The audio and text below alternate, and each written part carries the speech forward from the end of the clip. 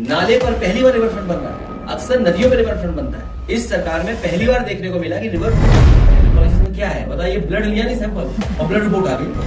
सरकार से केवल यही निवेदन है आईएएस अधिकारी, जिलाधिकारी या और लोगों से कि ये सियासत का खेल बड़े लोगों का है, इसमें बच्चों को नहीं डालना चाहिए। आम पब्लिक चैनल में मैं आफाक अहमद मुंसरी आपका स्वागत करता हूं। आइए आपको ले चलते हैं खबरों की दुनिया में। समाजवादी पार्टी के राष्ट्रीय अध्यक्ष अखिलेश यादव ने एक बार फिर प्रदेश और केंद्र की भाजपा सरकारों को आड़े हाथ लिया। उन्होंने वृंदावन कॉरिडोर, नदियों की सफाई, कांवड़ यात्रा, कानून व्यवस्था और धार्मिक स्थलों पर हो रहे कथित निर्माण कार्यों को लेकर सरकार पर तीखा हमला बोला। लखनऊ सपा मुख्यालय पर आयोजित प्रेस कॉन्फ्रेंस में अखिलेश यादव ने कहा कि बीजेपी 3 गुटों में बटी हुई है। पहला खुद मुख्तार है, दूसरा दिल्ली वाले का उम्मीदवार और तीसरा संगी साथी का कैंडिडेट। अखिलेश ने भाजपा सरकार पर गंभीर आरोप लगाए। कहा, भाजपा सरकार में तेजी से बड़े बड़े ट्रस्टों, पार्क और तालाबों पर कब्जा किया जा रहा है। वृंदावन कॉरिडोर को लेकर अखिलेश ने कहा, जो धरोहर है उसे धरोहर रहने दिया जाए। लोग वृंदावन की संकरी गलियों में आस्था ढूंढने आते हैं, न कि ढांचे देखने। सरकार आस्था की जगह पर्यटन का बहाना बना रही है। ये सिर्फ कॉन्ट्रैक्ट देने और कमीशन खाने का खेल है। अखिलेश यादव ने कहा कि बात पतले और चौड़े रास्ते की नहीं है। खुले आसमान के नीचे महाकुंभ का आयोजन हुआ, वहां क्यों भगदड़ हो गई थी। लखनऊ के ट्रैफिक को सुधारने के लिए मुख्यमंत्री लेवल की मीटिंग होती है, लेकिन मैनेजमेंट नहीं हो पाता। अगर मैनेजमेंट हो तो पतले रास्ते भी अच्छे दिखते हैं। नदियों की सफाई को लेकर भी अखिलेश ने सरकार को घेरा। बोले, गोमती नदी की सफाई सिर्फ कागजों पर हुई है। मंत्री फोटो खिंचवाते हैं, लेकिन नदी जस की तस गंदी है। आगरा अकेले $1 ट्रिलियन की इकोनॉमी बन सकता है, लेकिन यमुना की हालत देखिए। ताजमहल के पीछे विदेशी पर्यटक नाक बंद करके गुजरते हैं। अखिलेश ने सवाल उठाया कि कुकरैल नाले पर अरबों का रिवर फ्रंट बन रहा है, लेकिन राजधानी लखनऊ की जीवन रेखा गोमती आज भी प्रदूषण से करा रही है। अकबर नगर उजाड़ दिया गया, कई लोगों ने आत्महत्या कर ली। किसके कहने पर उजाड़ा गया, ये भी पता चलना चाहिए। समाजवादी पार्टी की सरकार आएगी तो अकबर नगर के लोगों को दोबारा वहीं बसाएंगे। अखिलेश यादव ने कांवड़ यात्रा का मुद्दा उठाते हुए कहा, मुख्यमंत्री गोरखपुर के लिए सैकड़ों करोड़ के एक्सप्रेसवे बनवा सकते हैं, लेकिन क्या कांवड़ यात्रियों के लिए 1000 करोड़ का कॉरिडोर नहीं बना सकते। हमारी सरकार आएगी तो श्रद्धालुओं के लिए समर्पित कांवड़ कॉरिडोर बनाएंगे। बिहार चुनाव को लेकर भी अखिलेश ने बयान दिया। कहा, जब सरकार के पास 99% लोगों का आधार डाटा है तो फिर बार बार वोटर लिस्ट अपडेट और लिंकिंग क्यों। क्या ये वोटर लिस्ट में गोलमोल का रास्ता है। उत्तर प्रदेश में इससे बड़ा भी भाजपा कोई खेल खेल सकती है। इसके लिए समाजवादी पार्टी पूरी तरीके से तैयार है। उन्होंने आरजेडी को अपना पूरा समर्थन दोहराया और चुटकी लेते हुए कहा, बिहार चुनाव के बाद नीतीश कुमार राजनीति से गायब हो जाएंगे। अखिलेश ने कहा, वेनिस और इटली की नावें लाकर जनेश्वर मिश्र पार्क में डाली गई थी, अब वो गायब हैं। फव्वारे चोरी हो गए। वृंदावन में आस्था है, कॉरिडोर नहीं चाहिए। जिसको भी कॉरिडोर बनाना है पहले विदेश जाकर सीखे। जैसे हमने अफसरों को भेजा था, तब इखाना स्टेडियम और किसान मंडी बनाई। अखिलेश ने कहा, डीसीएम, ओसीएम और अब एफसीएम जो खुद इलाज मंत्री हैं, सरकार उनका ही इलाज कराने का प्लान बना रही है। बीजेपी 3 गुटों में बटी है, एक खुद को मुख्तार समझता है, दूसरा दिल्ली वाला है। धार्मिक मुद्दों पर अखिलेश यादव ने कहा, कुछ लोग मुझे गंगा जल से धोने और पिलाने की बात करते हैं। मैं खुद गंगा में नहाकर आया हूँ, फिर से नहा लूंगा, लेकिन क्या पूरी गंगा साफ करेंगे। सनातन वही है जहाँ इंसाफ हो, भेदभाव न हो।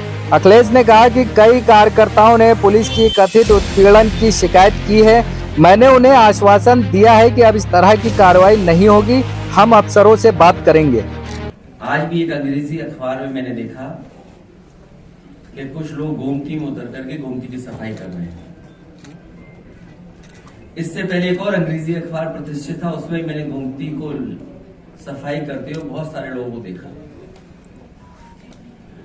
जिस विभाग के अंतर्गत ये चीजें आती हैं, सफाई, नदियों की सफाई, नदियों का साफ सुथरा होना, उनके मंत्री को भी हमने देखा था कि पानी में कूद गए थे, और वो नहीं, उनके साथ अधिकारी, इंजीनियर सब लोग घुस करके और सफाई का प्रयास किया था, लेकिन सफाई नहीं हुई। इधर देखने को मिल रहा है और जानकारी मिल रही है कि पूरे प्रदेश के ट्रीटमेंट प्लांट बंद कर दिए इन्होंने, कोई ट्रीटमेंट प्लांट चलाया नहीं जा रहा है और सीधा सीधा नालों का पानी, पूरी गंदगी सीधी सीधी नदियों में डाली जा रही है। और इसलिए डाली जा रही है कि जिससे जानकारी न मिले कि आखिरकार नाले साफ हुए कि नहीं हुए, नदियां साफ हुई कि नहीं हुई है। जो बरसात का पानी आ रहा है वो सब गंदगी को लेके निकल जाएगा और इन पे आरोप भी नहीं लगेगा। वो बात अलग है कि बुंदेलखंड की नदियों को इतना खोद दिया गया, इतना खोद दिया गया है, किसी जिले में चले जाए हर जिले में सड़क पर, खेत के किनारे टीले बने हुए हैं, टीले लगे हुए हैं और ऊंचे ऊंचे टीले हैं। ऐसा लग रहा है कि कई पहाड़ बन करके आ गए, एक एक महीने में पहाड़ बन गए, 2 महीने में पहाड़ बन गए। और उस बात में मैं नहीं जाना चाहता हूं, उस पहलू पर, क्योंकि हमें भी वही जरूरत पड़ेगी एक समय पर। अभी एक पार्टी के नेता ने आरोप लगाया है कि उसके खिलाफ 1700 करोड़ की वजह से साजिश हो रही है।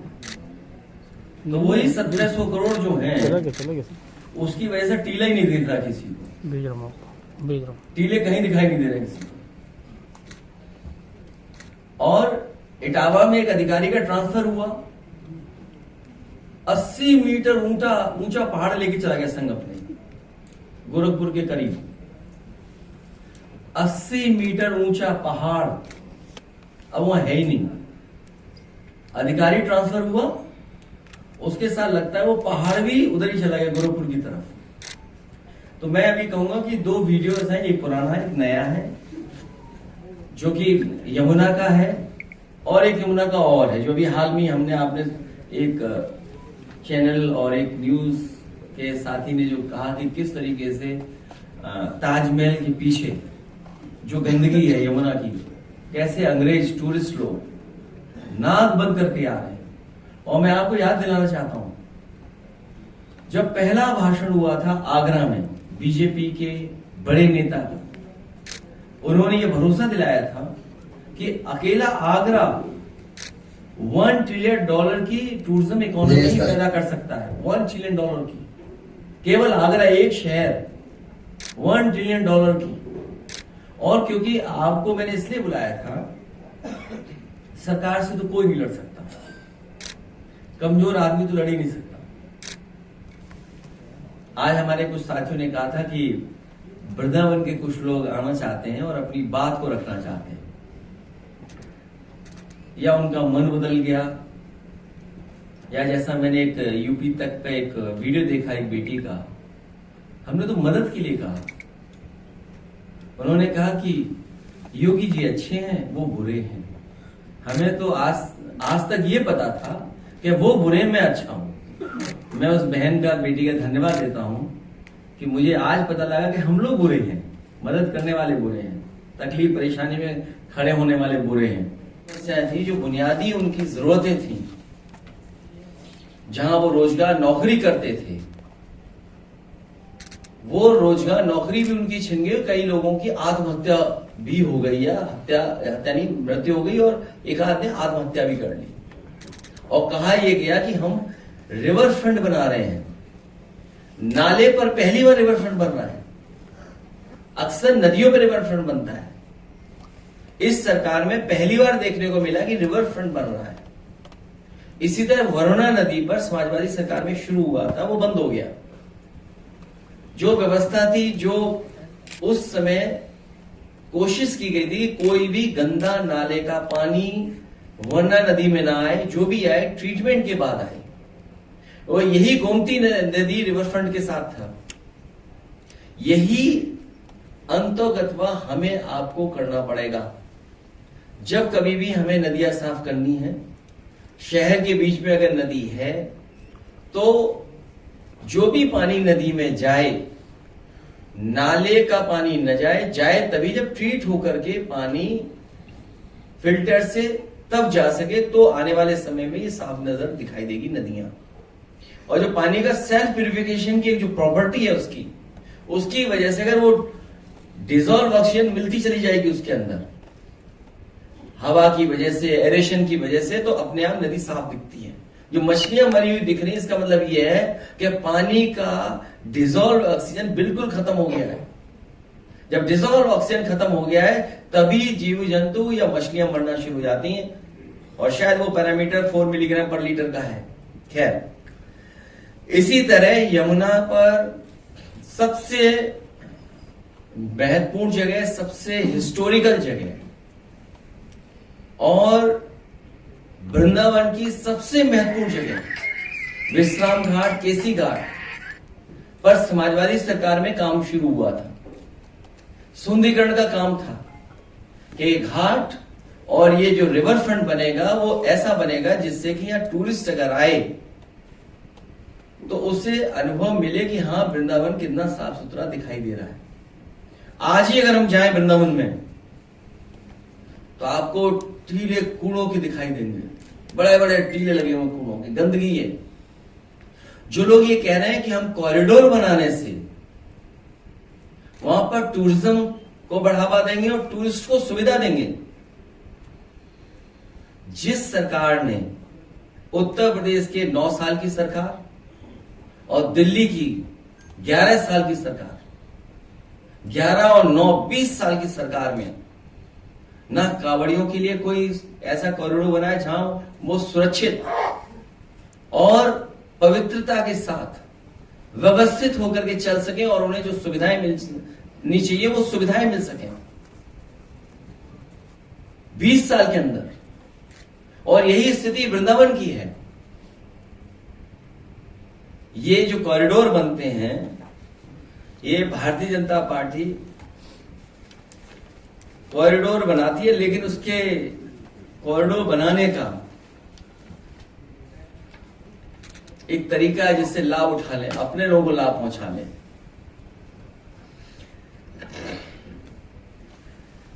जो कॉरिडोर बनाते हैं उनका लक्ष्य कुछ और होता है, दिखाते कुछ और है, लक्ष्य कुछ और होता है। मुझे याद है क्या काम किया है, इसका कोई हिसाब किताब देगा कि नहीं देगा। मान लीजिए जो समाजवादी सरकार में बनना शुरू हुआ था बोर्ड, उसका नाम बदल दिया इन्होंने, तीर्थ विकास परिषद नाम रख दिया, और अभी तक जो तीर्थ विकास परिषद ने खर्च किया है डेवलपमेंट में पैसा, उसका कोई हिसाब नहीं है। डेवलपमेंट अथॉरिटी ने जो खर्च किया उसका कोई हिसाब नहीं है, और जो संस्थाएं और जो विभाग है जो पैसा खर्च किया उसका कोई हिसाब नहीं है। और वहां 5000 मंदिर हैं, 5000 मंदिर हैं जो समय समय पर बने हैं, राजा महाराजाओं ने, बड़े लोगों ने बनाए, सेठ लोगों ने बनाए। कहीं ऐसा तो नहीं कि बनारस जैसे कुछ मंदिर ढा दिए जाएं। बनारस में जब कॉरिडोर बना तो बहुत सारे मंदिर जो छोटे थे, घरों में थे, लोग अपने पौराणिक और परिवार के पूर्वजों के बने हुए मंदिरों को उजाड़ दिया सरकार ने। तो कहीं ऐसा तो नहीं है कि कोई बहुत बड़ा खेल खेला जा रहा हो। तो इसलिए मैं चाहूंगा जो लोग ये कॉरिडोर बना रहे हैं, हालांकि हमें सुझाव नहीं देना चाहिए, तब भी सुझाव दे दें। वेनिस की गलियां देख के आए, वेनिस की गलियां। कभी कभी हम ही लोग गलती करते हैं, हम बुरे लोग हैं ना, गलती करते हैं। जेनेसिस पार्क में बोट डाल दी थी हम लोगों ने, वेनिस में जो बोट चलती थी। इस सरकार को इतना बुरा लगा, इतना बुरा लगा कि वो बोट ही बर्बाद कर दी उन्होंने। पता नहीं कहां से प्लास्टिक की लैब पैडल वाली वो चल रही है। बेहतरीन जो इटली में चलती थी नाव, वो लाए थे। एक बस लाए थे, बस, वाटर बस, पता नहीं कहां चली गई वो। पानी के रास्ते गई कि ट्रक में लद के चली गई, पता नहीं कौन है। बस चोर, वाटर बस चोर कौन है हमें नहीं पता है। फुब्बारा चोर कौन है पता ही नहीं, फुब्बारे चोर ही होंगे। तो इसलिए हम ये कहना चाहते हैं कि ये रास्ता नहीं है बल्कि आस्था है हमारी। रास्ता जो गलियां हैं वो हमारी आस्था की गलियां हैं। उनका एस्थेटिक, उनका हेरिटेज वैसा ही रहे। कुंज गली में राधा कृष्ण की लीला के सैकड़ों गीत बने हैं, सैकड़ों गीत बने होंगे, और न जाने कब से वो परंपराएं चली हैं, मेले चलते हैं, यात्राएं निकलती हैं, और ये जब बिगाड़ देंगे तो वो गीत कहां गूंजेंगे? क्योंकि इनका जो बनाने का ढंग है, पता नहीं क्या ढंग है इनका बनाने का। अगर इन्होंने कुछ अच्छा बनाया हो तो आप लोग हमें बता दो, अगर हम कंफ्यूज हो रहे हो तो। और ये बात जो बोलते हैं कि चौड़ीकरण से व्यवस्था बन जाएगी, आप बताइए कुंभ में जितने बड़े इलाके में शहर बसा था, जितने बड़े इलाके में ये दावा कर रही सरकार कुंभ बना था, जितना ऑर्गेनाइज कुंभ बनता था, बताओ वहां घटना घट गई। सवाल वो नहीं है, एरिया था। हालांकि जहां सड़क पे वो यात्रा निकलती है उड़ीसा में, वो भी बहुत सड़क चौड़ी है। एक हादसा हो गया, घटना हुई। कुंभ जहां लगा, बताओ कितनी बड़ी जगह है, और वहां पर घटना घट गई। में इस गोवर्धन में परिक्रमा को लेकर के बहुत अच्छा डिजाइन बनाया गया था, पूरी प्लानिंग हुई थी, और जिस सुंदरता के साथ, जिस अच्छे इंफ्रास्ट्रक्चर के साथ बनाना चाहिए था, शायद अधिकारियों ने उतनी दिलचस्पी नहीं ली। हालांकि बना, लेकिन जिन पैरामीटर में मैं बनाना चाहता था उस पैरामीटर में नहीं बना पाए वो अधिकारी। पहले तो इन अधिकारियों को घूमने भेजना चाहिए। ये एकाना स्टेडियम इसलिए बन पाया क्योंकि एकाना स्टेडियम बनाने से पहले अधिकारियों और लोगों को कई वर्ल्ड के बेस्ट स्टेडियम जो हैं उनको देखने को भेजा कि भाई देख के आइए, तब जाकर के आप अनुभव पाएंगे, तब बन पाएगा। और उसका परिणाम ये हुआ कि वो मैनचेस्टर का देख के आए, मैनचेस्टर क्लब का देख करके आए स्टेडियम, और उसका परिणाम ये हुआ कि आपको एक वर्ल्ड क्लास एकाना स्टेडियम मिल गया। यही जेनिशम पार्क, यही लोहिया पार्क इसलिए बन पाए क्योंकि यहां के अधिकारियों को भेजा गया था कि जाकर के दुनिया में दूसरे पार्क देख के आइए। नेपोलियन के जमाने में जो पार्क बने, उन पार्कों को देखो, दुनिया में जिसका सबसे महत्वपूर्ण और सबसे ज्यादा नाम होता है उस पार्क को देख आइए, तब बनाइए। तो उसका परिणाम यह हुआ कि आज लोहिया जेनिशम पार्क लखनऊ सिटी के one of the best park बने। तो केवल इन शहरों में नहीं बनाया, कानपुर में भी बनना शुरू हो गया था लोहिया पार्क, सीतापुर में भी दिया था, इटावा में भी दिया था, या जहां जहां उस समय हमारे जनप्रतिनिधि बोलते थे कि हमारे यहां जरूरत है, तो वहां भी हम लोग बनाते थे। एग्जाम्पलरी काम मंडी में हुआ। ये जो किसान बाजार बना, जिसको बाद में उन्होंने दयाल पैराडाइज को बेच दिया, प्लासियो मॉल जो मॉल बना, सरकार मॉल नहीं बनाती है, लेकिन एग्जाम्पलरी काम किया मॉल का, और उसका परिणाम ये हुआ कि मॉल बना। देखिए आप, प्लासियो मॉल बना जो आज भी देश का one of the best mall है। आपका एक्सप्रेस वे बना, आगरा लखनऊ, उसके बारे में तो कहना नहीं है। हम ही नहीं, विरोधी लोग भी कहते हैं, कई बार बीजेपी के लोग उस सड़क पे चलते हैं, हमें ही ओवरटेक करके निकल जाते हैं आगे। झंडा उनका लगा रहता है, देखते हैं हम धीमे चल रहे हैं, वो हमसे तेज रफ्तार में जा रहे होते हैं। और देश के प्रधानमंत्री इसलिए उतरे थे वहां पर क्योंकि समाजवादी पार्टी की सरकार में वो डिजाइन हुआ था पूर्वांचल एक्सप्रेस वे, जिसमें कि एयरफोर्स का हवाई जहाज उतर सके, और उस पर हरकुलस जो सबसे भारी वाहन है हमारे एयरफोर्स का, वो उतरा वहां पर, सुखोई मिराज उतरे। इसी तरह बस स्टैंड और मेट्रो पहला देश का होगा कि जहां पर पीपीपी पर बस स्टैंड बना, और बस स्टैंड के साथ मेट्रो के स्टेशन को ऐसा जोड़ा कि आप बस स्टैंड और मेट्रो में दोनों जा सकते हैं। समाजवादी सरकार में वो जो डिजाइन मेट्रो एयरपोर्ट तक हुई थी, वो एयरपोर्ट आसानी पहुंच जाए मेट्रो से, वो डिजाइन का पार्ट ये था कि लोग आए मेट्रो से, स्टेशन से चले जाए। और आगे जो एयरपोर्ट बना, अभी तक इन्होंने डिजाइन नहीं बना पाए कि कैसे जोड़ेंगे उस एयरपोर्ट को और मेट्रो से। अब अगर आप मेट्रो से उतरोगे तो पहले तो कम दूरी लगती थी, अब जो नया एयरपोर्ट भेज दिया गया है उसमें आप सूटकेस लिए घूमते रहो 1 किलोमीटर, तब जाकर एयरपोर्ट पहुंचोगे। तो ये डिजाइन फॉल्ट है। तो ये बात मैं इसलिए बता रहा हूं कि बीजेपी के लोग अक्सर ये कहते थे कि वेटिकन सिटीज अच्छा बनाएंगे। बीजेपी के लोग कहते थे वेटिकन सिटी बनाएंगे। आप में से पुराने लोग जानते होंगे कि जब बनाने की बात कहते तो वेटिकन सिटी का भी नाम देते थे कुछ अपने भाषणों में, लेकिन सुनने में आ रहा है कि वो गुजराती मंदिर की तरह दिखता है। तो मेरे कहने का मतलब है कि हम लोग किसी डेवलपमेंट के खिलाफ नहीं है। घोटाले की बात की जाए, सिंचाई घोटाले की बहुत बड़ा घोटाला है। आप नदियां देखो ना क्या हालत है, आज देखो कल क्यों देखना भाई। तो 10 साल में 9 साल में कुछ नहीं कर पाए, वो क्या करेंगे? आप क्या उम्मीद करते हैं? सोचो जो बर्बादी हुई है उसको कैसे रिपेयर करोगे आप? जो इतना बर्बाद हो गया, नुकसान उसका कैसे रिपेयर करोगे आप?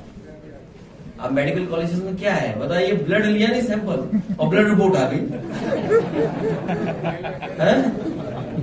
कमाल है भाई। तो ये कोई बना दे, प्रकट हो गया। सर मुख्यमंत्री जी ने अच्छा आप सोचिए ना, सुल्तानपुर में कागज पे एक्सरे निकाल दिया। कमाल है मतलब है।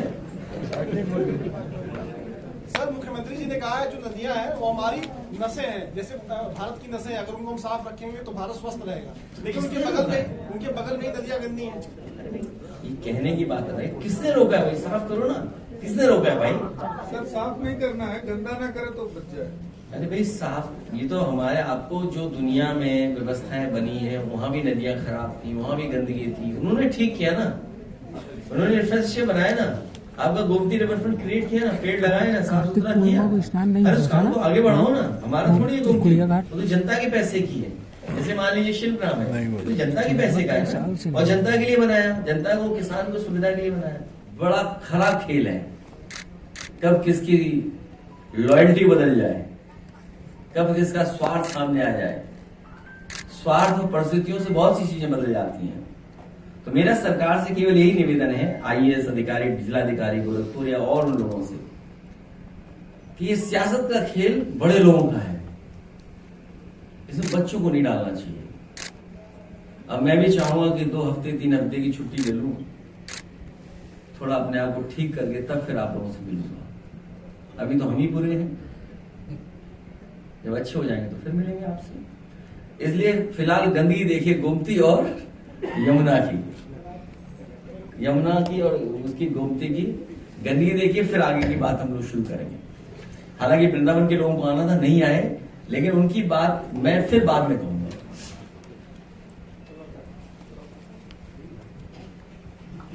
जिन मछलियों को पकड़ने के लिए मछुआरों को बहुत मेहनत मशक्कत करनी पड़ती है, जाल डालना पड़ता है, तब जाके मछली जाल में फंसती है, वो मछली आज नदी में यूं ही पानी के ऊपर तैरती नजर आ रही हैं। ऐसा इसलिए नजर आ रहा है क्योंकि ये मछलियां मर चुकी हैं।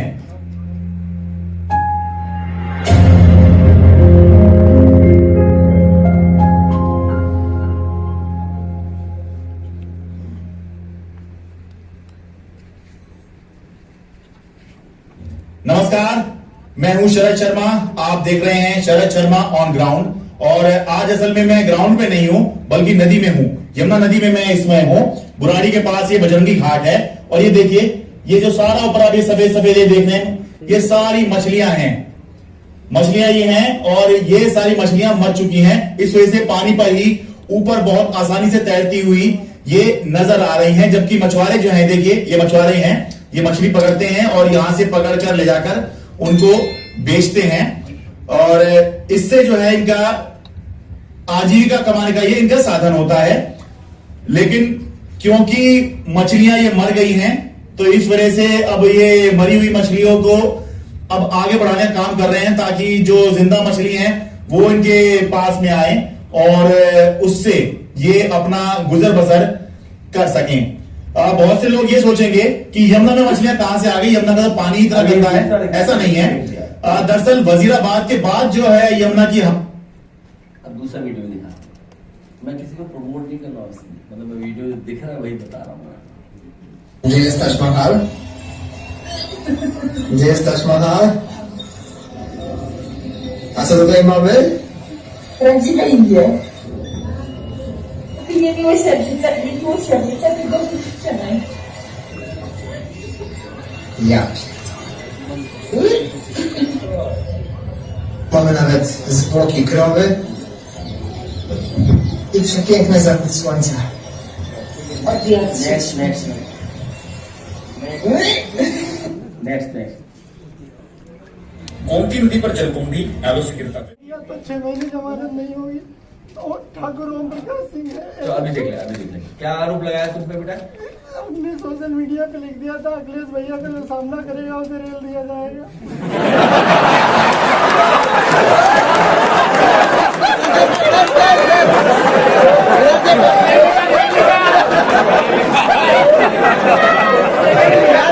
अरे घर पर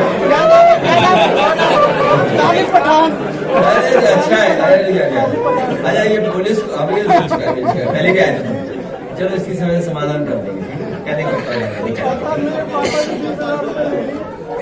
40,000 चले गए 20 अभी क्या देंगे अभी पैसे दिलवा लेंगे नहीं ऐसा है ये तो कम हुआ है इसका अरे ऐसो मोहब्बत करने लगा देख सुना क्या वीडियो है बताइए ये स्थिति पुलिस की बताओ अभी देख फिरोजाबाद में हमारे खिलाफ सोशल मीडिया पुलिस वालों ने लिखा तो सस्पेंड हुए 5-6 ऐसा नहीं पुलिस के लोग कार्रवाई भी करते हैं बेटा भी कहते हैं ठीक है और किसका भी मर्डर तेरा होने वाला है अभी तो जिंदा है तू आ जाओ अरे पीछे पुलिस कप्तान अभी कह रहे हो अभी कह देगा अभी कोई मर्डर नहीं हो रहा ये तुम्हारा क्या मर्डर है ए जब प्रेस हुआ करे तो ऐसा नहीं और जब आओगे ना लिख कर कागज दो तो कुछ याद रहेगा नहीं रील्स की तरह ही चला जाएगा कागज भी तो अगर आपने हमारे चैनल को सब्सक्राइब नहीं किया है तो आम पब्लिक चैनल को सब्सक्राइब कीजिए और हाँ बेल आइकन जरूर दबाइए।